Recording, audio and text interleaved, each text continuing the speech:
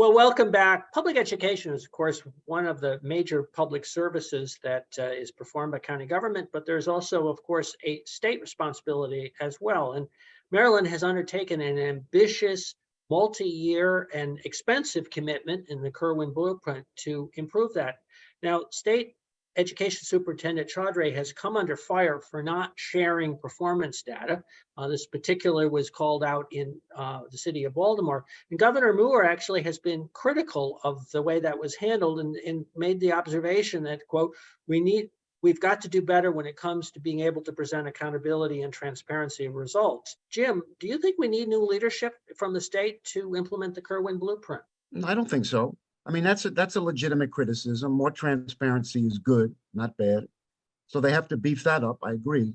But from everything I've read and heard about him, he does a good job. You know, is he perfect? No, but he's new. So let him grow in the job. In this state and in this county especially, nobody will be viewed by the public as perfect. Nobody in Montgomery County in leadership will ever be totally accepted. But from what I hear, he's doing a good job. Give him a chance, increase in transparency, and let's move forward together. There's always the nitpickers, but the majority of the public, I think, supports it. The nitpickers, yeah. Maricé, in order to maintain support for Kirwan spending, and of course it's a multi-year commitment, how important is it to be able to demonstrate progress on the metrics? It's really, really important. And as a former legislator that was, I sat in these hearings, et cetera.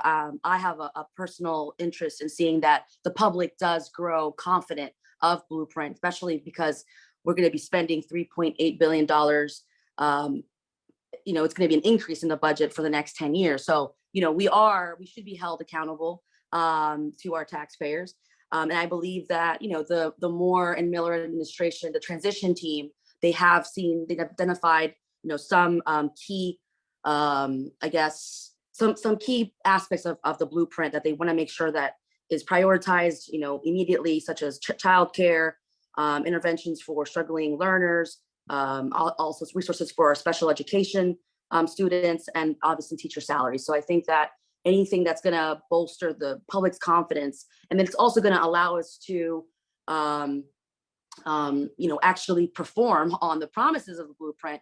I think obviously the data is absolutely important, and I'm really proud. I know that it's a growing pain. We're getting there, but I'm proud that the state of Maryland is leading on an equitable school reform program, and the only way that we can actually prove that it's working is by a concerted effort that our children that are vulnerable, et cetera, Black and brown students are actually doing better. And as a former ESOL student myself, again, this is something that I'm very passionate about, and I'm very happy to see that we are honest with ourselves, that where we do need to see improvements.